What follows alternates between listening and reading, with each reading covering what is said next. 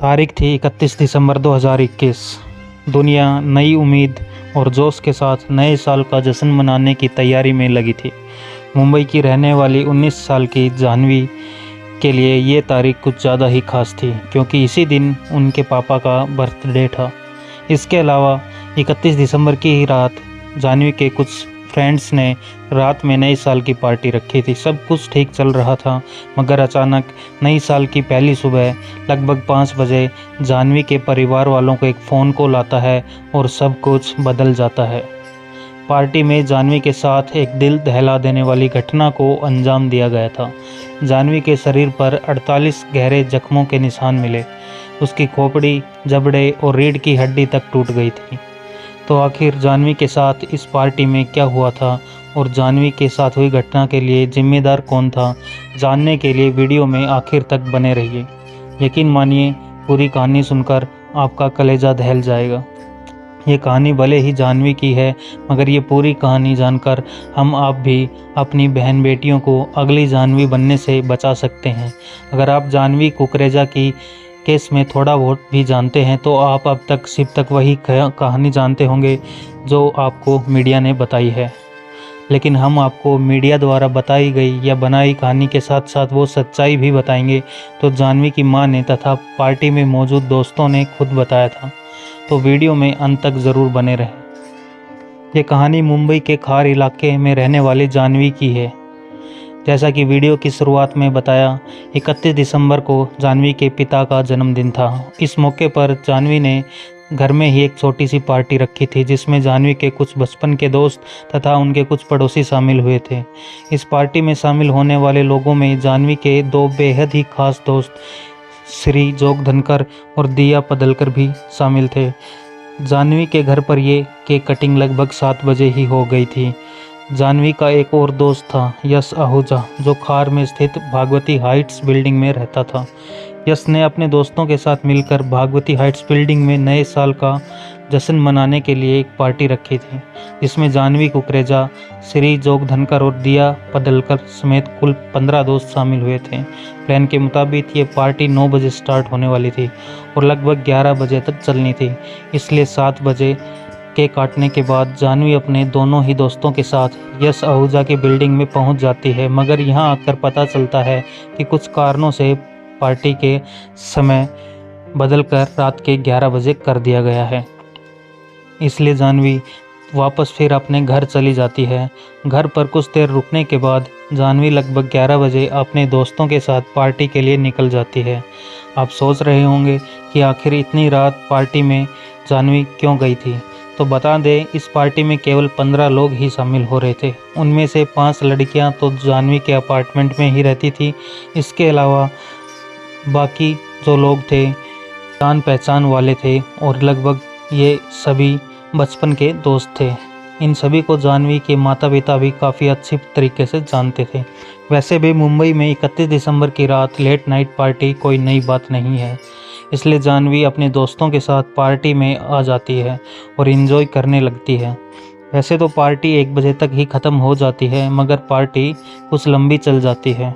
इस कारण जाह्नवी रात में वापस अपने घर नहीं जा पाती। हालांकि इसी बीच लगभग 1:30 बजे जाह्नवी के पिता उसे फ़ोन करते हैं, मगर उसका फ़ोन बिजी आता है। इसके बाद वो फिर 2:30 बजे, यहाँ तक कि सुबह 3 बजे भी फ़ोन करते हैं, मगर जाह्नवी फ़ोन रिसीव नहीं करती है। क्योंकि जाह्नवी अपने ही बचपन के दोस्तों के साथ पार्टी कर रही थी, इसलिए जाह्नवी के माता पिता जाह्नवी द्वारा फ़ोन रिसीव ना करने के बावजूद ज़्यादा चिंतित नहीं होते हैं और वो सोचते हैं कि पार्टी के बाद ज़्यादा रात होने की वजह से जाह्नवी दोस्त के यहाँ रुक गई होगी, क्योंकि ऐसा कई बार पहले भी हो चुका था। अब तारीख बदल कर हो गई थी 1 जनवरी 2022।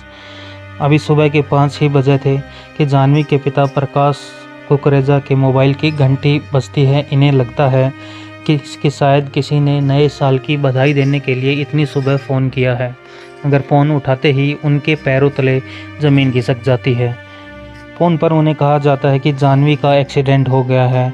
इस कॉल के कुछ ही मिनट बाद पार्टी में जाह्नवी के साथी दोस्त दिया पदलकर के पिता समीर का फ़ोन आता है और वो जाह्नवी के पिता से कहते हैं कि बच्चों का एक्सीडेंट हो गया है, आप जल्दी से खान पुलिस स्टेशन चले आइए।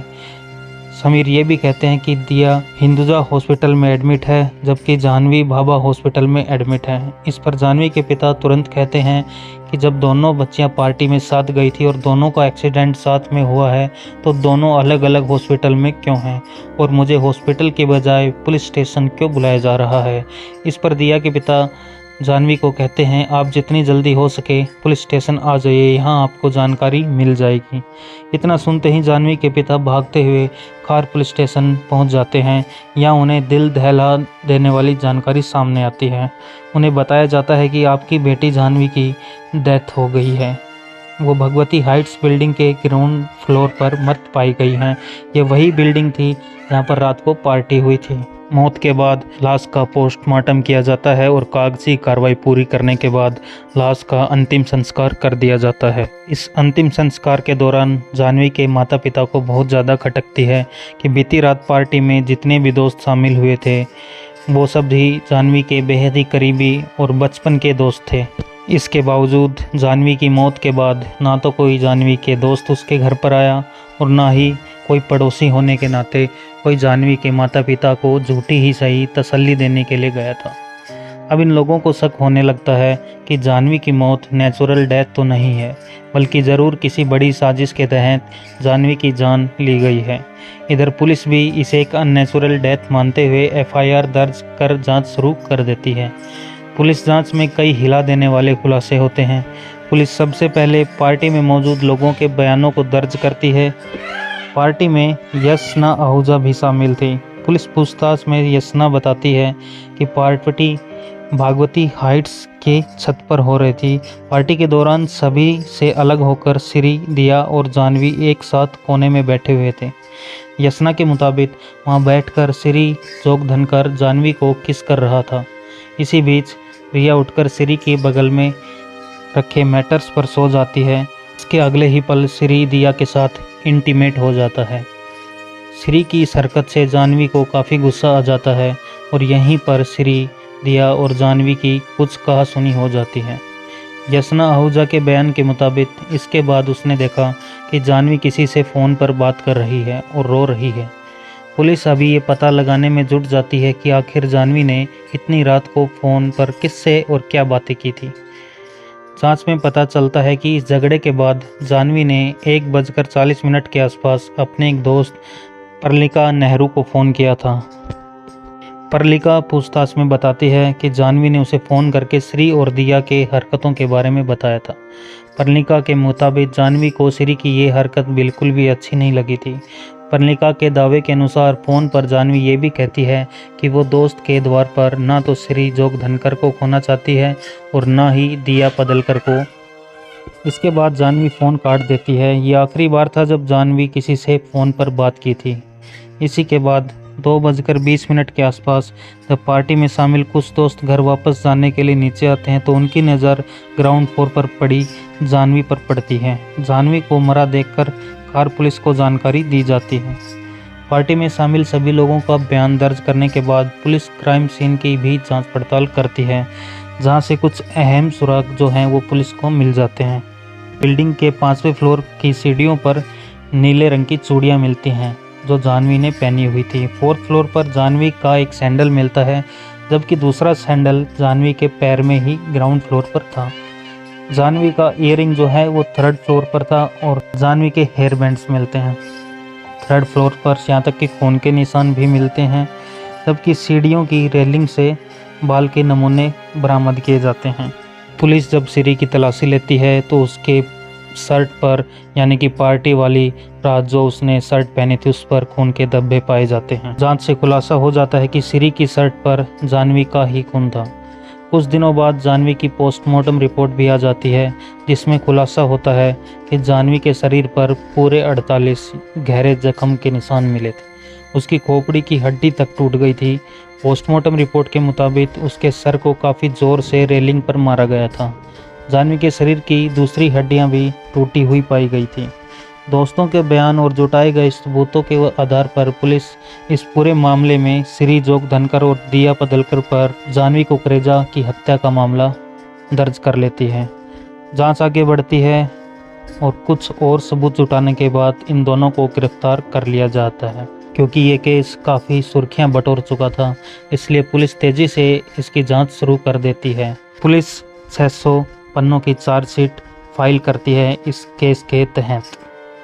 पुलिस के मुताबिक जाह्नवी की मौत एक्सीडेंटल डेथ नहीं थी, बल्कि उसे बड़ी ही बेरहमी के साथ मारा गया था और उसे मारने के इल्ज़ाम किसी और पर नहीं बल्कि जाह्नवी के बचपन के दोस्त और कथित बॉयफ्रेंड श्री जोग धनकर और दिया पदलकर पर लगा था। हत्या की वजह और भी ज़्यादा चौंकाने वाली थी। पुलिस ने इन्वेस्टिगेशन के दौरान पार्टी में शामिल बाकी सभी लोगों का बयान दर्ज किया और सबूत इकट्ठा किए। इनके आधार पर पुलिस ने दावा किया कि श्री जोग धनकर और दिया पदलकर ने पहले जाह्नवी को बड़ी बेरहमी से मारा और फिर सेकंड फ्लोर से ही इसे धक्का दे दिया। पुलिस के मुताबिक हत्या की वजह लव ट्रायंगल था। जाह्नवी के दोस्तों के दावे के अनुसार जाह्नवी और श्री जोग धनकर एक दूसरे को पसंद करते थे। दूसरी तरफ दिया पदलकर भी जाह्नवी की बेस्ट फ्रेंड थी, लेकिन जाह्नवी के पीठ पीछे श्री ने दिया के साथ भी दिल लगी शुरू कर दी थी। इसलिए पार्टी के दौरान पहले तो श्री जाह्नवी को किस करता है, फिर बाद में अगले ही पल दिया के साथ अंतरंग हरकतें करने लगता है। ये बात जाह्नवी को अच्छी नहीं लगती है और इसी बात को लेकर इन तीनों में काफ़ी झगड़ा होता है। यह झगड़ा इतना बढ़ जाता है और कि नीचे आते आते ये हाथापाई में बदल जाता है। पुलिस की रिपोर्ट के मुताबिक 5th फ्लोर पर आकर इन तीनों में हाथापाई की नौबत आ जाती है तथा दिया और श्री मिलकर जाह्नवी को मारते हैं। इस दौरान जाह्नवी भी अपने बचाव में इन दोनों पर वार करती है। इस कारण दिया के होठों में चोट लगती है, वहीं श्री को भी कुछ चोट आती है।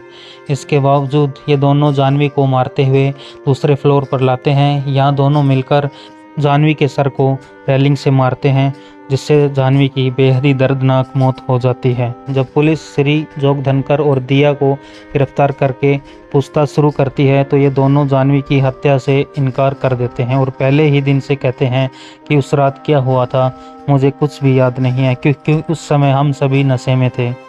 कमाल की बात तो यह है कि इस हत्या को 1 साल होने को है, मगर अब तक श्री जोग धनकर और दिया ने हत्या की बात नहीं कबूली है, बल्कि ये दोनों आज भी अपने उसी स्टैंड पर कायम हैं। दूसरी तरफ पुलिस को आज तक एक भी आई विटनेस नहीं मिल पाया है। मतलब पार्टी में 15 लोग थे, लेकिन किसी ने इन्हें जाह्नवी को मारते हुए या नीचे गिराते हुए नहीं देखा। हालांकि कुछ लोगों ने इन तीनों को आपस में झगड़ते हुए ज़रूर देखा था। 2022 के जुलाई महीने में इस केस के मुख्य आरोपी श्री जोग धनकर और दिया पदलकर ने अदालत में बेल की अर्जी दर्ज की थी, मगर अदालत ने सर्कमस्टेंशियल एविडेंस को काफ़ी मजबूत मानते हुए दोनों को बेल देने से इनकार कर दिया। इस कारण ये दोनों अभी जेल में हैं। अभी तक किसी भी आरोपी का गुनाह कोर्ट में साबित नहीं हो पाया है। मामले की सुनवाई अभी भी चल ही रही है। अब तक हमने आपको जो इस कहानी में बताया ये इसका पहला पक्ष था। अब हम आपको इसका दूसरा पक्ष बताते हैं जो पीड़िता की मां ने बताया। उनकी मां दावा करती है जाह्नवी और श्री एक दूसरे को प्यार करते थे, जबकि जाह्नवी की मां का कहना है ये दोनों दोस्त ज़रूर थे, मगर इन दोनों में प्यार जैसी कोई बात नहीं थी, ना ही ये दोनों रिलेशनशिप में थे। जाह्नवी की मां का दावा है कि जाह्नवी की हत्या ज़रूर किसी दूसरी वजह से की गई है और उसी वजह को छुपाने के लिए दोनों आरोपी उस रात की घटना के बारे में सब कुछ भूलने का नाटक कर रहे हैं। क्योंकि ये मामला अभी अदालत में है, इसलिए पूरे मामले पर हम कोई अंतिम टिप्पणी नहीं करेंगे। दोषी कौन है वो तो आने वाले समय में ही पता चलेगा। फिलहाल दोस्तों आपको क्या लगता है कमेंट बॉक्स में ज़रूर बताएं। अगर आपको हमारी मेहनत पसंद आई हो तो वीडियो को लाइक करें, शेयर करें और चैनल को सब्सक्राइब करना ना भूलें।